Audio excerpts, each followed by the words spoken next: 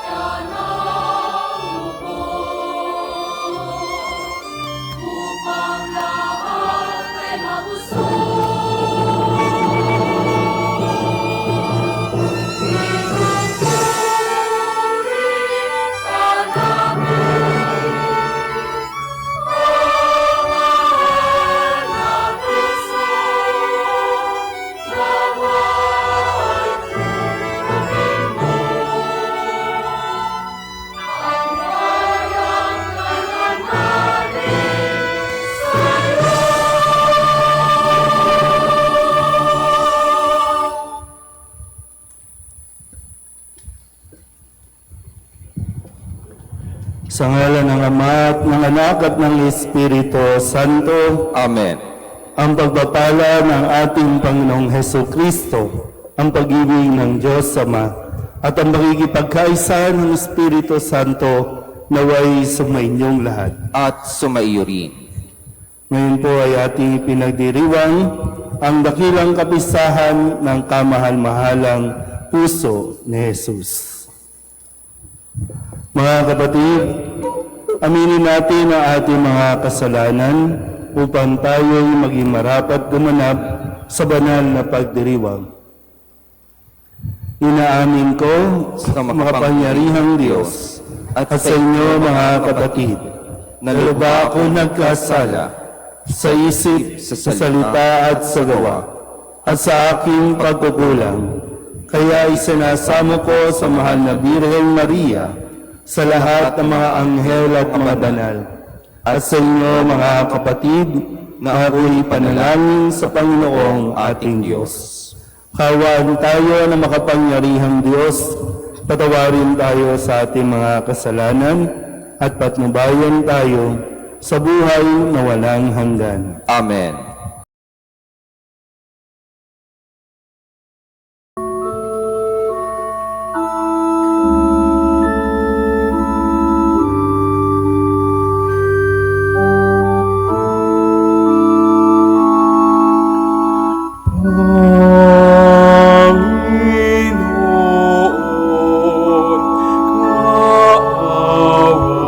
Kaawaan mo kami.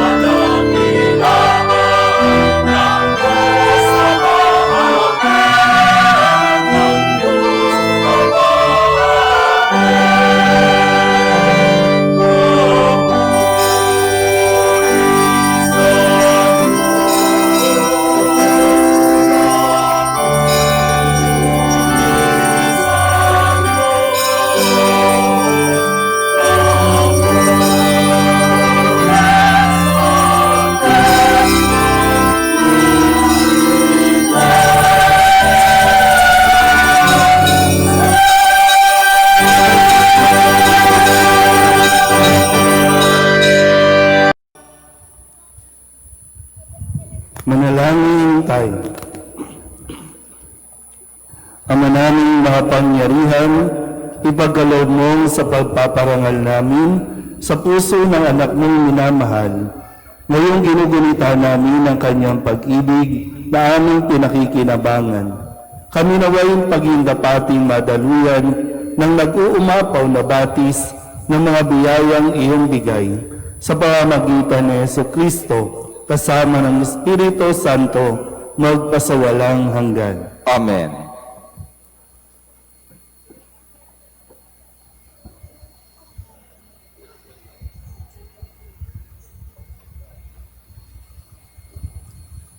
Pagbasa mula sa aklat ng Deuteronomio. Sinabi ni Moises sa bayan, "Kayo ay bansang nakatalaga sa Panginoon. Hinirang niya kayo sa lahat ng bansa upang maging Kanya. Pinili niya kayo at inibig, hindi dahil sa dami, pagkat kayo pa nga ang pinakakaunti sa lahat. Pinili niya kayo dahil sa pag-ibig niya sa inyo at sa kanyang pangako sa inyong mga ninuno. Ito rin ang dahilan kaya niya kayo iniligtas sa kamay ng Faraon sa pamamagitan ng kanyang kapangyarihan. Alalahanin ninyo na ang Panginoon ay Diyos na hindi marunong sumira ng pangako. Tapat siya sa lahat ng umiibig at sumusunod sa Kanya, at ipinadarama niya ang kanyang pagmamahal hanggang sa 1,000 salinlahi. Nililipol niya ang lahat ng sumusuway sa Kanya. Hindi makaliligtas sa Kanyang parusa ang lahat ng hindi sumusunod sa Kanya. Kaya sundin ninyo ang kautusan at mga tuntuning ito." Ang salita ng Diyos. Salamat sa Diyos.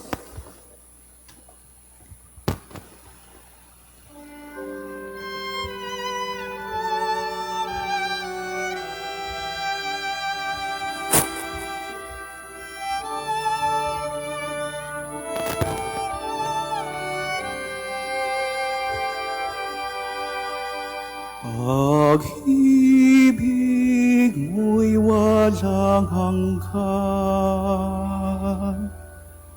sa bayan mong nagmamahal.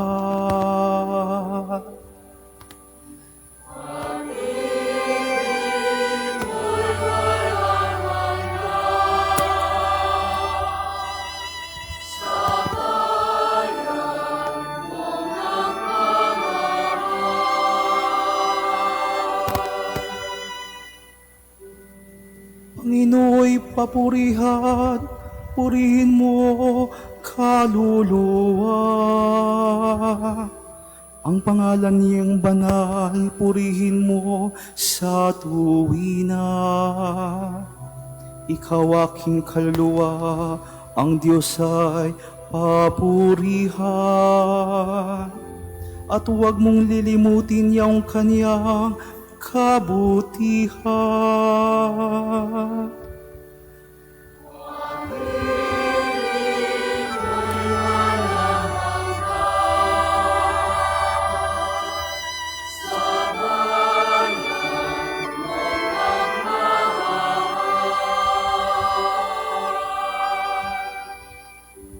Ang lahat kong kasalanan siyang nagpapatawad, at anumang aking sakit ginagamot niyang lahat. Sa bingit ng kamatayan ako ay inililigtas, at pinagpapala ko sa pag-ibig niya't habag.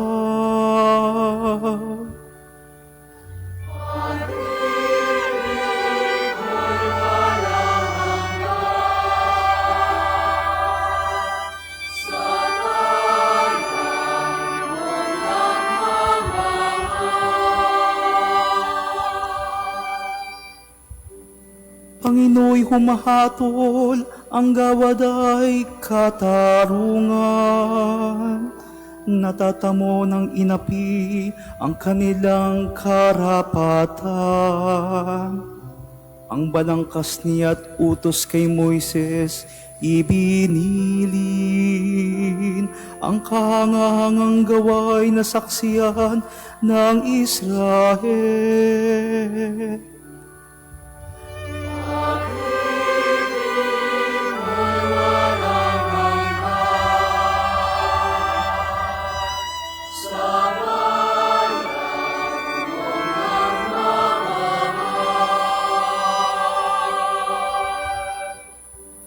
Kay ganda ng kalooban, mahabagin itong Diyos.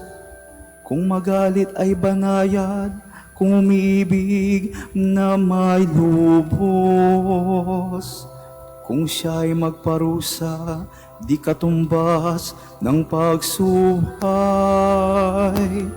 Di na tayo sinisingil sa nagawang kasalanan.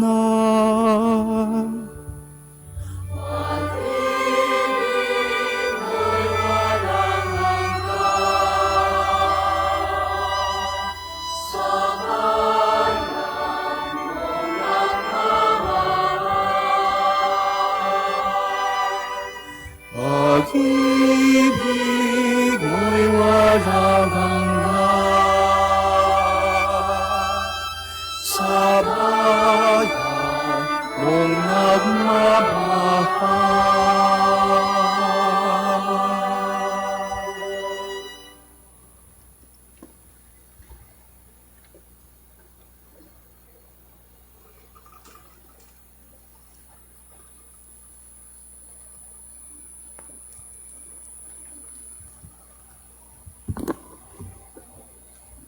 Pagbasa mula sa unang sulat ni Apostol San Juan. Mga minamahal, mag-ibigan tayo sapagkat mula sa Diyos ang pag-ibig.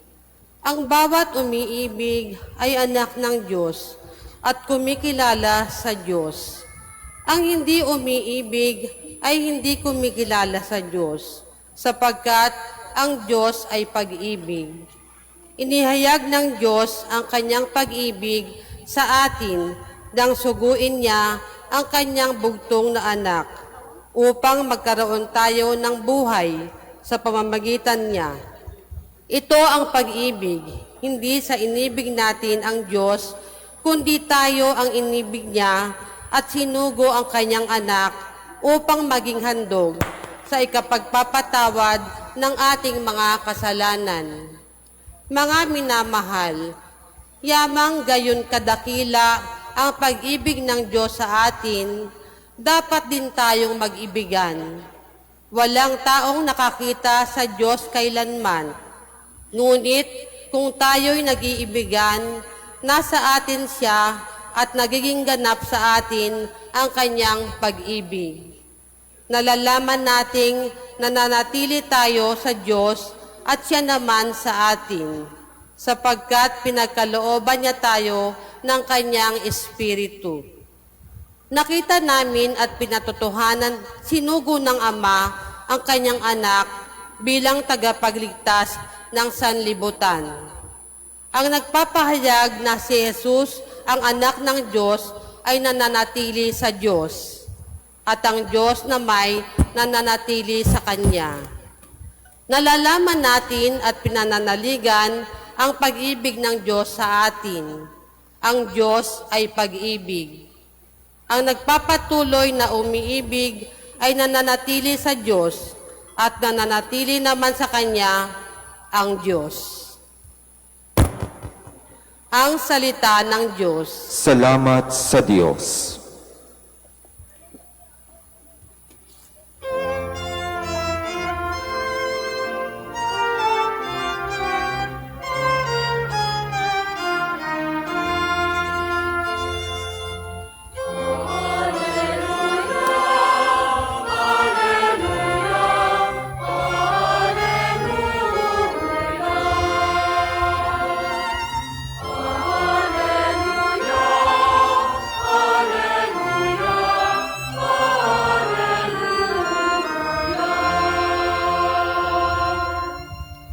Sabi ni Jesus na mahal, Dalin niyo aking pasan, kamuan ko'y tularan.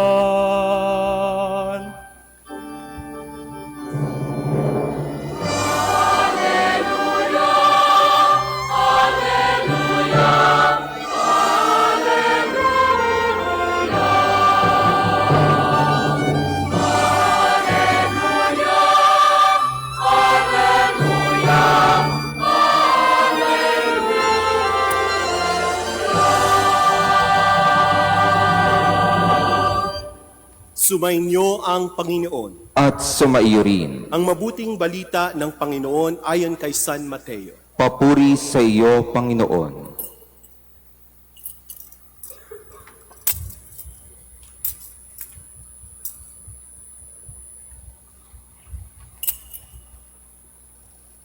Noong panahong iyon, sinabi ni Jesus, "Pinasasalamatan kita, Ama, Panginoon ng langit at lupa, sapagkat inilihim mo ang mga bagay na ito sa marurunong at matatalino, at inihayag sa mga may kaloobang tulad ng sa bata.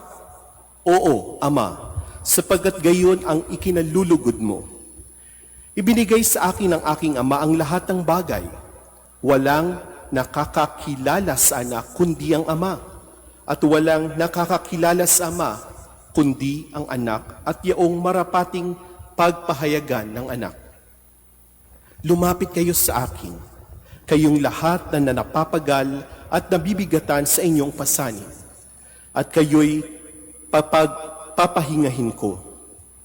Pasanin ninyo ang aking pamatok at mag-aral kayo sa akin, at ako'y maamo at mababang loob, at makasusumpong kayo ng kapahingahan para sa inyong kaluluwa, sapagkat maginhawang dalhin ang aking pamatok at magaan ang pasanin ibibigay ko sa inyo." Ang mabuting balita ng Panginoon. Pinupuri ka namin, Panginoong Heso Kristo. Brothers and sisters, may God give you peace. Maligayang kapistahan po ng kamahal-mahalang puso ni Jesus. Alam niyo po mga kapatid, maaring may tatanong natin, bakit kaya puso ang pinili ni Jesus? Na parang nung siya'y nagpakita kay Saint Margaret Mary Alacoque, pwede namang tenga, pwede naman ng ilong. Bakit kaya puso? At bakit ganun din sa ating mabuting balita at sa ating ebanghelyo sinabi, tularan niyo ang aking puso. Specifically, sinabi ni Jesus puso. Physiologically, sabi po ang puso ang pinakasentro ng ating pagkatao, ng ating katawan. At pag sinabing puso, ito yung kabuuan ng isang tao. Kaya nga, di ba mga kapatid, meron tayong sinasabi, pag ikaw ay napakatigas naman ng puso mo, anong ibig po sabihin nun? Napakatigas talaga ng puso mo. Ibig sabihin ay masyadong agresibo o masyadong matigas. Pag sinabi naman ang pusong to, pusong mamon, napakalambot. No?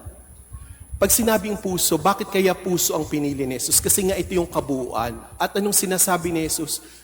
Tularan ninyo ako dahil ang aking puso ay maamo, ang aking puso ay sinabi dito sa Ebanghelyo, maamo at may kababaang loob. No? Specifically, sinabi ni Jesus, meek and humble of heart. No? Mapagkumbaba. Kaya naman, ang banal na kamahal-mahalang puso ni Jesus ay nagpakita mismo kay Saint Margaret Mary Alacoque. At ano sabi niya? Tignan mo ang aking puso. Sumisimbolo ng kababaan loob, sumisimbolo ng kaawaan at habag.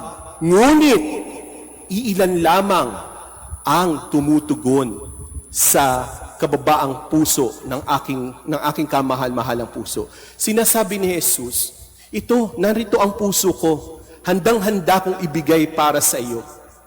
Ibinibigay ko ang aking puso sa iyo. Ikaw ba handa ka bang makipagpalit ng iyong puso? Dahil alam ng Diyos na tayong lahat, ang ating puso ngayon ay sugatan. ang lahat ng tayo ngayon, ang ating puso ay luhaan, ang ating puso ay broken. So sinasabi ng Panginoon kay Saint Margaret Mary Alacoque, hayaan mong palitan ko ang iyong puso ng aking puso at ako ang mag-aalaga ng pusong iyan. Ako ang mag-aalaga ng pusong iyan. Dahil tignan niyo ang puso ng kamahal-mahalang puso ni Jesus. Naglalagablab sa pag-ibig na sa kabila ng ating pagkukulang, punong-puno siya ng pagmamahal unconditionally. Mapapansin niyo ang kabanal-banalang puso ni Jesus, may mga tinik. Ang mga tinik na ito ay sumisimbolo ng ng ating mga kasalanan. Ngunit, mapapansin niyo, habang maraming tinik, mas lalong lumalagablag ang apoy. Kasi nga sabi ni St. Peter, sin abounds, grace abound all the more. Kapag sinorender mo yan sa Panginoon, mas lalong maglalagablab ang puso ni Jesus at ang iyong puso ay magiging mas maglalagablab ng pagmamahal. At mapapansin ninyo, ang puso ni Jesus may cross. Hindi sinasabi ng Panginoon, magiging madali ang buhay mo kapag nagdebosyon ka kay Sacred Heart. Pero ano ang papanibaguhin niya? Babaguhin niya ang iyong puso at ang iyong disposisyon sa buhay. Kaya kung gusto mong alagaan ni Jesus ang iyong puso, magpalit kayo, allow Him. Let us allow our Lord Jesus Christ to take care of our hearts. Sa paanong paraan? Pag sinurrender niyo yan, itong sasabihin sa inyo, bibigyan kayo ni Jesus ng pamamaraan para mas lalong lumusog, mas lalong lumagablab, at mas lalong lumalim ang pag-ibig. Tatandaan niyo yung salitang cares. Cares, madali. Madali lang cares. Letter C. Unang gagawin ng Panginoon para mas lalong lumagablab ang iyong puso. Letter C, confession. Surrender muna natin ang ating mga kasalanan kay Jesus. Magkumpisal tayo. Ibinigay ng Panginoon ang kanyang awa at abag at mararamdaman natin yan kapag tayo ay magkukumpisal. Ano yung letter C? Confession. The sacrament of confession. Dahil sa sakramento ng kumpisal, mararamdaman natin ang awa at habag ng Panginoon. Kung gusto mong alagaan ang tunay na debosyon sa Sacred Heart, number 1, surrender. Surrender your heart to Jesus through the sacrament of confession.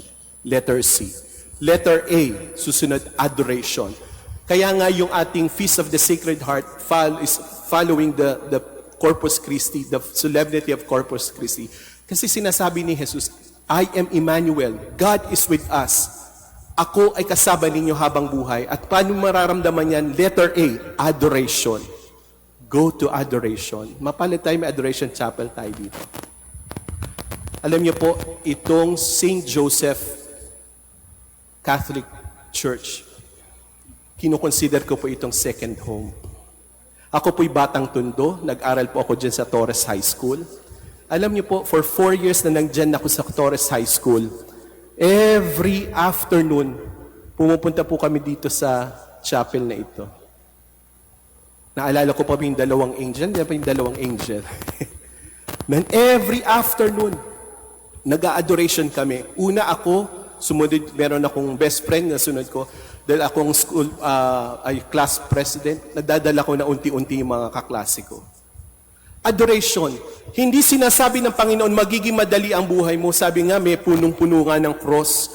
Pero, ang pinagpapanibago ng Diyos, kapag tayo nag-adoration, tumingin ka sa Kanya, titingin siya sa iyo, babaguhin niya ang iyong puso. Mararamdaman mo, ay hindi ako nag-iisa. At dahil doon sa adoration na ginagawa ko po, na-discover ko ang aking vocation to the priesthood. At yung kasama kong best friend ko, naging madre rin. At marami sa amin dito nang galing sa St. Joseph Adoration Chapel. At every first Friday, may vigil kami dito. Adoration. Pagtatanod kay Jesus sa Eucharistia. Sabi ni Pope Benedict XVI, if you want to prolong your union with God after communion, go to adoration. 10 to 15 minutes, bibigyan ka ng kalakasan, ng kalusugan ng Panginoon. Na sinasabi ni Pope Benedict XVI, I am the panacea. Ako ang tagapagpagaling. At makikita mo yan sa Eucharistia. Adoration, letter A. Susunod, letter R, the Rosary. Magdasal, magnilay ng Santo Rosario. Dahil ang Santo Rosario, habang ikaw ay nagninilay, ating pinagninilay ang buhay nino, hindi basta-basta si Maria, kundi ang Paschal Mystery, ang buhay, pagkamatay at muling pagkabuhay ni Jesus. Kaya nga, kapag tayo ay nagro-rosaryo, ating pinagninilayan ang buhay mismo ni Kristo na kasama si Maria. Letter E. Ano yung letter E? Eucharist. Magsimba tuwing araw ng linggo. Buti na lang, sisimba kayo linggo-linggo. Amen. Pero ang ganda ng celebration last Sunday, sinasabi dapat ang Eucharistia, hindi lang basta natin tinatanggap, isinasabuhay natin. Kaya nga, kapag tayo ay nagsisimba tuwing araw ng linggo, nagpapanibago rin ito hindi lang ng puso, kundi ng ating misyon sa buhay. At letter S, dadagdagan ko yung S, Scripture. Napaka-importante ng pagdarasal at pagbabasa ng banal na kasulatan ng Biblia. Matanong ko lang kayo, paggagising niyo sa umaga, anong unang-una po niyong ginagawa? Sana hindi inaabot yung cellphone at binabasa yung notification. Alam niyo po, siguro mag-a-agree kayo talaga sa akin 100%. Ngayong panahon nito, napakaingay ng mundo. Lalo na, huwag ka na lumayo dito na lang sa Pilipinas. Ang daming mga masasamang balita. Pero, ito pong natuklasan ko po, na-appreciate ko talaga, bakit ko sisimulan ang aking maagandang araw, na alam natin blessing ito kay Lord, sa isang masamang balita nang gagaling sa cellphone. Kaya nga binigay ni Jesus ang banal na Biblia, ang kanyang salita, para maging gabay natin. Kaya simulan natin ang ating araw sa pagbabasa ng Bible. Kahit 1 or 2 verse lang, tapos i-meditate the whole. Lord, ano bang ibig mo sabihin sa akin ngayong umaga na binigay mo ang mensaheng ito? At bago ka rin matulog, magbasa ulit ng 1 or 2 verse sa Bible. At least matutulog ka ng salita ng Diyos, mabuting balita rin ang iyong pinakikinggan, binabasa. Di ba? Kaya simulan po natin ang pagbabasa ng Biblia. Kasi tatandaan niyo mga kapatid, when you do your prayer, we are talking to God. But when you read the Bible, God is talking to you. Kasi ito yung salita niya. Right? It makes sense, right? If you talk to God, that is prayer. But when you read the Bible, God is talking to you. Ganyan inaalagaan ng Panginoon ang ating puso. Cares. C, confession. A, adoration. R, rosary. E, Eucharist. And S, sacred scripture. Mga kapatid, ang tunay na debosyon sa kamahal-mahal puso ni Jesus ay ang pagsasabuhay nitong 5 bagay na ito at higit sa lahat, pagiging mabuti sa kapwa-tao. Kasi ang lahat ng ating debosyon ay mawawalan ng saysay kung di natin papanibaguhin ang ating puso. Dahil ang Panginoon mas gusto na magkaroon tayo ng tinatawag na inner transformation. Hindi lang basta externally. Ang external transformation, that's good. Pag tayo'y nagsisimba, mas nagiging devoted tayo, tamang proper position or whatever, pero mas higit na kinatutuwa ng Panginoon na kapag ang ating debosyon ay nakakapagpanibago ng ating puso. At paano natin gagawin yan? Isabuhay natin yung cares na aking nabanggit. Confession, adoration, rosary, Eucharist, and Scripture. Amen. Sa ngalan ng Ama, ng Anak, at ng Espiritu Santo. Amen.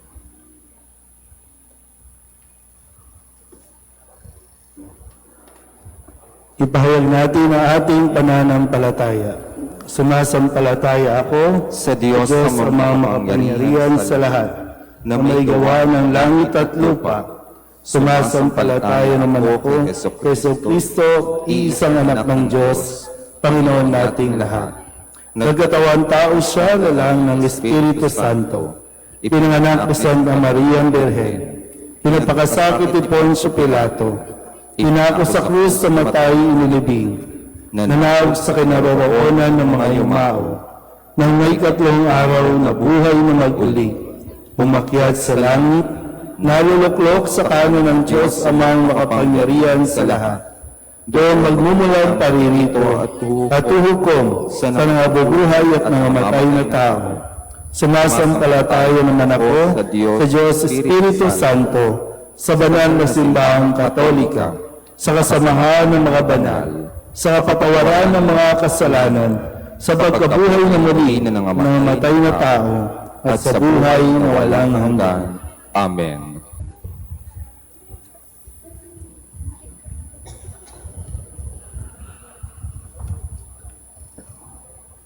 Makatatawag tayo sa ating Ama nang may pagtitiwala sapagkat binuksan niya sa atin ang kanyang puso dahil kay Kristo. Ang ating tutugon, punuin mo kami ng iyong pag-ibig, Panginoon. Punuin mo kami ng iyong pag-ibig, Panginoon. Ang simbahan naway maging kapanipaniwalang tanda at kasangkapan ng pag-ibig ng Diyos. Manalangin tayo sa Panginoon. Punuin mo kami ng iyong pag-ibig, Panginoon. Ang mga mag-anak naway mamuhay na mayroong tunay na pagmamahalan at pagkakaunawaan. Manalangin tayo sa Panginoon. Punuin mo kami ng iyong pag-ibig, Panginoon.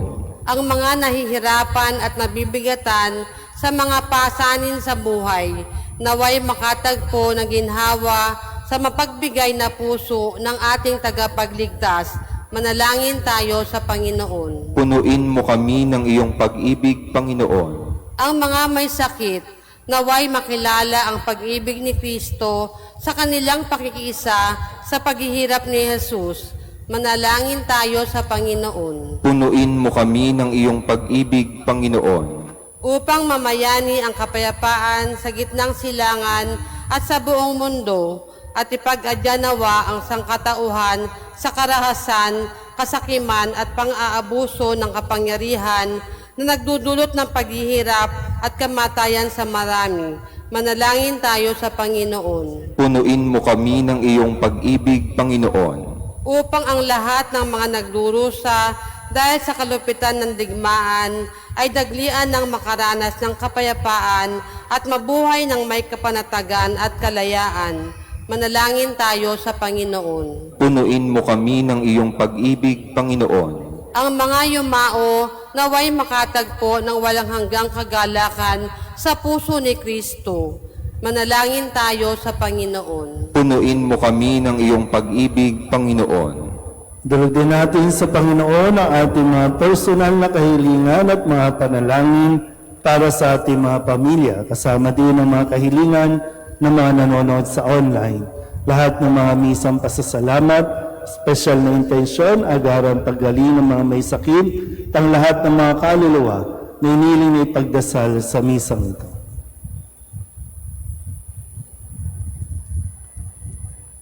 Ang lahat ng ito inihiling namin sa ngalan ni Kristo, ang aming Panginoon. Amen.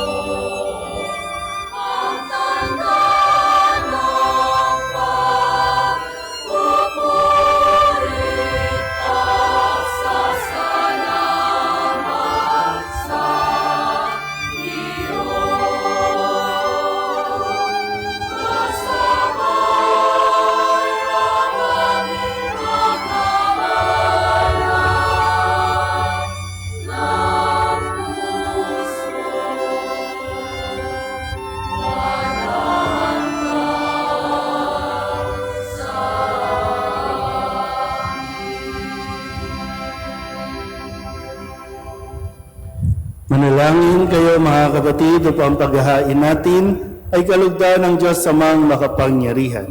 Tanggapin nawa ng Panginoon itong paghahain sa iyong mga kamay, sa kapurihan niya at karangalan sa ating kapakinabangan at sa buong sambayanan niyang banal. Ama naming lumikha, tunghayan mo ang di malirip na pag-ibig ng anak mong pinakamamahal upang sa ikapagpapatawad ng aming mga kasalanan, ang inihahain namin ay maging kalugod-lugod na maalay sa pamamagitan ni Jesucristo kasama ng Espiritu Santo magpasawalang hanggan. Amen. Sumainyo ang Panginoon. At sumaiyo rin. Itaas sa Diyos ang inyong puso at diwa. Itinaas na namin sa Panginoon. Pasalamatan natin ang Panginoong ating Diyos. Marapat na siya'y pasalamatan.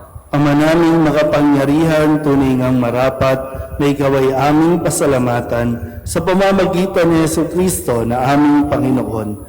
Dakilang pag-ibig niya ang nagbunsod na maghain ng sarili nang kami matubos, kaya't itinampok siyang nakabayubay sa krus. Mula sa kanyang tagilirang sinibad, dugot tubig ay masaganang dumanak, kaya't sambayanan mo'y dito na banaag. Ito'y ang sangkatauhang na akit sa puso ng iyong anak na sumagip sa mga dumudulog sa batis ng kanyang pag-ibig. Kaya kaisa ng mga anghel na nagsisiawit ng papuri sa iyo na walang humpay sa kalangitan, kami nagbubunyi sa iyong kadakilaan.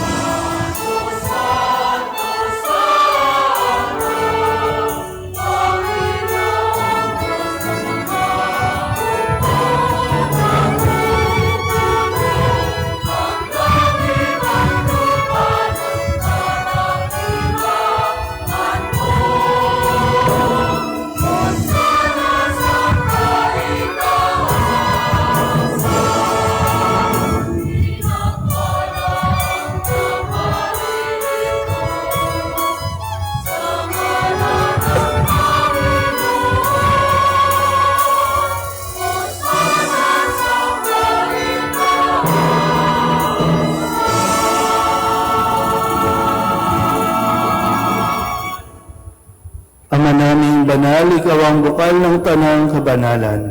Kaya't sa pamamagitan ng iyong Espiritu, gawin mong banal ang mga kaloob na ito upang para sa aming maging katawan at dugo ng aming Panginoong Heso Kristo.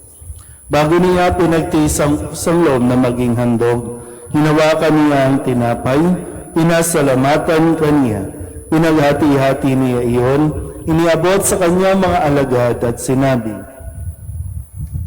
"Tanggapin ninyong lahat ito at kanin, ito ang aking katawan na ihahandog para sa inyo."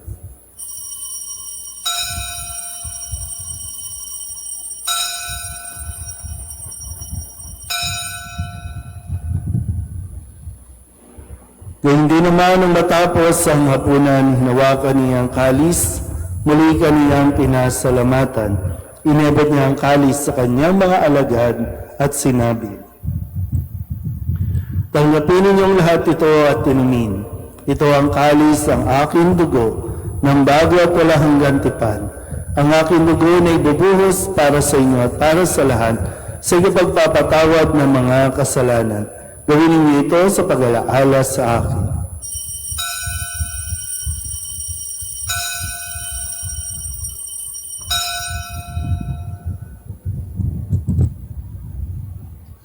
Ipagbunyi natin ang misteryo ng pananampalataya.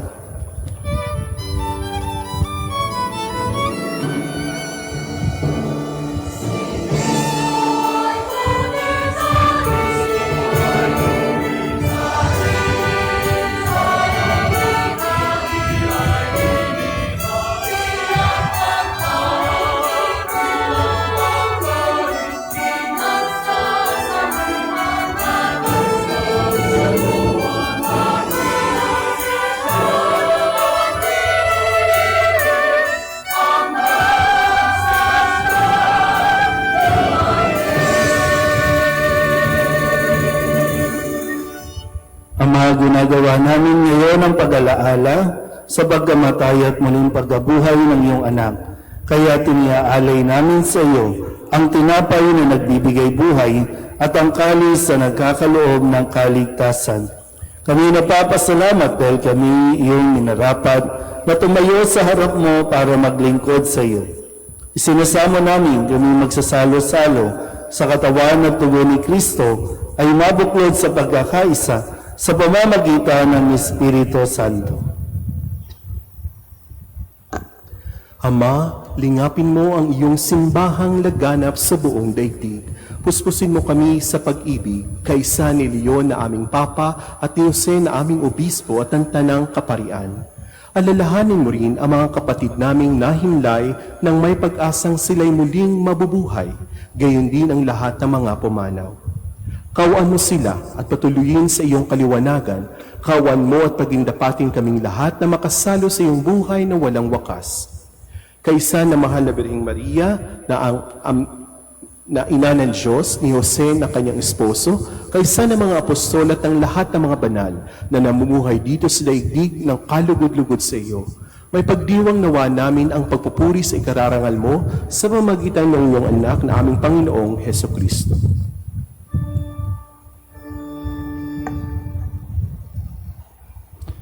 Sa pamamagitan ni Kristo, kasama niya at sa Kanya, ang lahat ng parangal at papuri ay sa iyo, Diyos amang makapangyarihan, kasama ng Espiritu Santo, magpasawalang hanggan.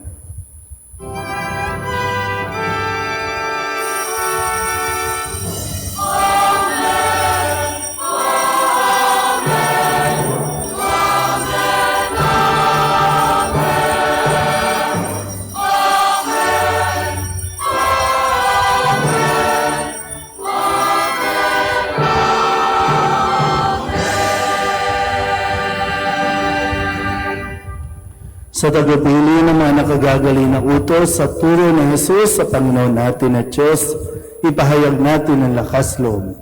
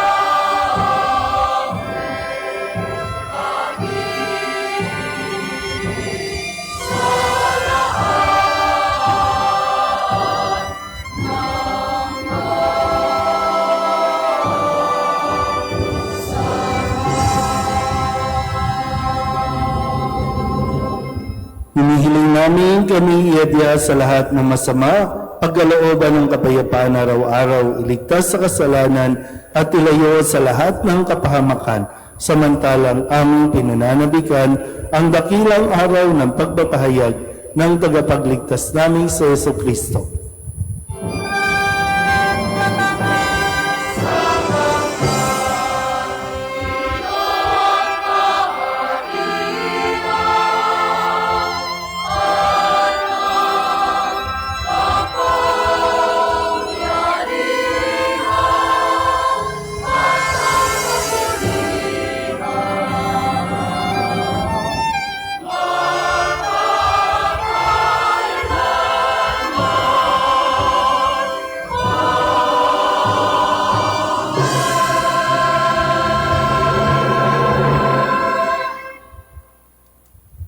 Panginoong Heso Kristo, sinabi mo sa iyong mga apostol, kapayapaan ang iniiwan ko sa inyo, ang aking kapayapaan ang binibigay ko sa inyo. Tunghayan mo ang aming pananampalataya at huwag ang aming mga pagkakasala. Pagkalooban mo kami ng kapayapaan at pagkakaisa ayon sa iyong kalooban, kasama ng Espiritu Santo, magpasawalang hanggan. Amen. Ang kapayapaan ng Panginoon ay laging sumainyo. At sumaiyo rin. Magbigayan tayo ng kapayapaan sa isa't isa.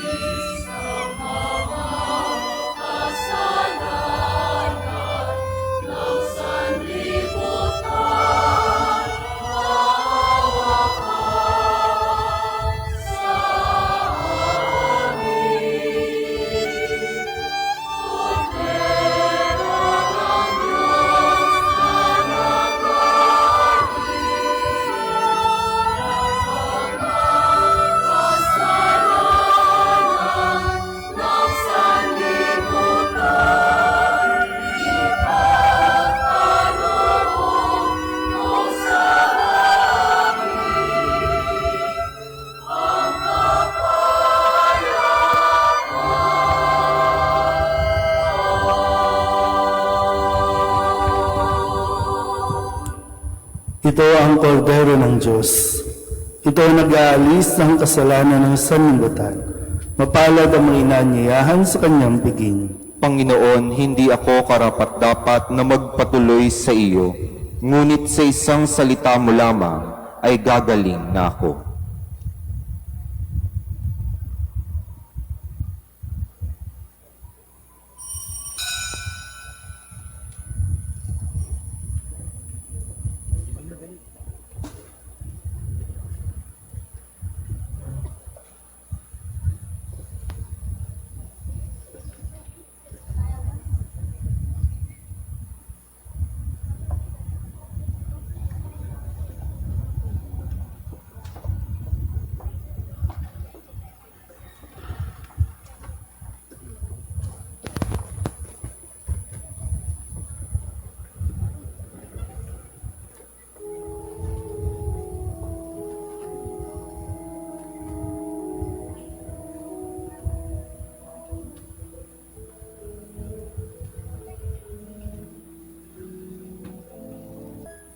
Magsiluhod po ang lahat at ating darasalin ng panalangin kay San Jose.